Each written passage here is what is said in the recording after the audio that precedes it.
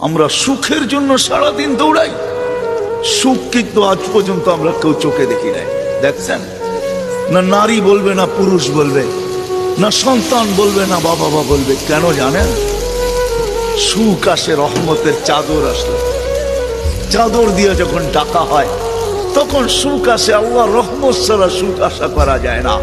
আর আল্লাহর রহমত মুহাম্মদুর রাসূলুল্লাহ ছাড়া পাওয়া যায় না, না না না না না। যদি বলেন প্রমাণ, আল্লাহ ইঙ্গিত দিছেন, আমার বন্ধুর উপরে একবার তুই দুরূদ পড়বি, দুরূদ ওই ব্যক্তি পড়তে পারে যে আল্লাহর রসুলকে ভালোবাসে, মহাব্বত করে, আল্লাহর রসুলকে অনুকরণ করে ওই দুরূদ পড়তে পারে। আল্লাহ বলে একবার পড়বি, 10টা রহমতের চাদর দিয়ে তোকে আমি ডাকবো।